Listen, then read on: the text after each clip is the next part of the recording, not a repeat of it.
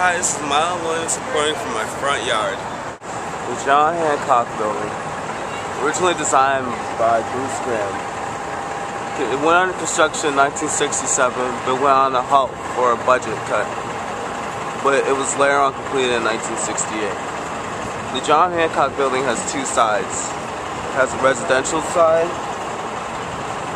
and an office side. The John Hancock is really known for the 95th Signature Room, a really nice restaurant to eat. It also was voted having one of the best views of Chicago.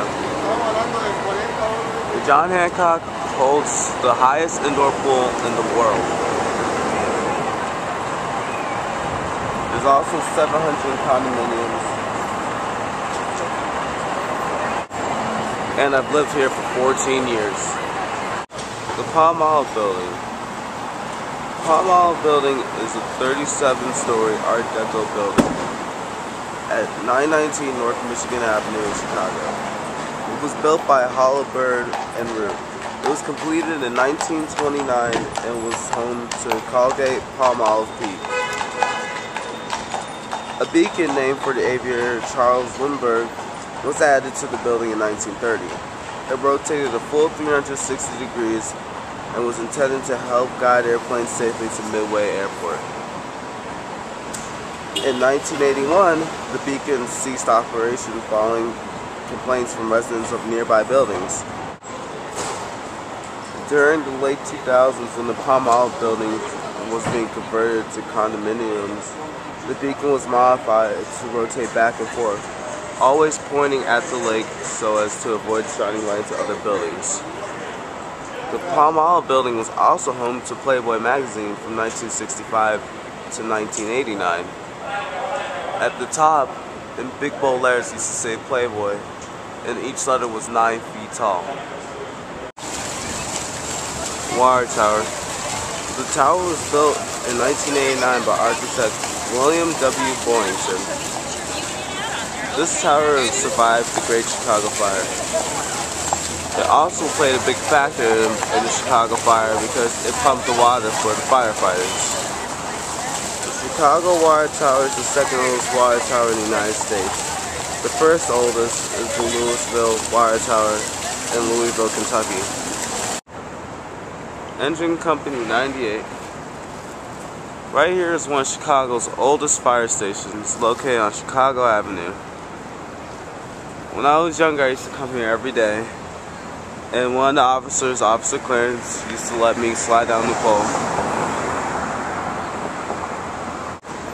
The station's also very old because it still has the original fire pole, which back in the day they had around Chicago. So if there's a fire by you and you weren't by a phone, you could just pull the lever and press the button, and the fire department would come to that area. But now they've been taken out of Chicago because I guess too many people play with it and got tagged by graffiti. The first great North Side gangster was Dion O'Banion, who ruled from this location at 736 North State Street. O'Banion was the Renaissance man of crime, a professional singer who was a talented pickpocket and safecracker. But the great love of O'Banion's life was floral arrangement, for which he had a passion and talent. It was at his flower shop that he ran his gang, and it was at the flower shop while working late at night on arrangements needed for the next morning that he was assassinated by Mike Jenna and the famous assassins Scalise and Anselmi. In November 1924, at the behest, or at least with indifference, Al Capone and Johnny Torrio, O'Banion was Torrio's North Side operative, but was restless and eventually betrayed Torrio to the police in an elaborate scheme. Over here at Holy Name Cathedral, when O'Banion got assassinated, there were some bullet holes left, so I'm going to show you one. A little fun fact about Holy Name: it was built in 1874, and it's home to one of the largest Roman Catholic archdioceses in the United States. Here's one of the holes. Put your finger in it, you know. But yeah, legend has it that these stairs were not here. Chicago's mayor actually had them built because the whole building was covered in bullet holes. So they built the stairs to cover it up. Another thing about Holy Name is that I was baptized here, which makes it really cool.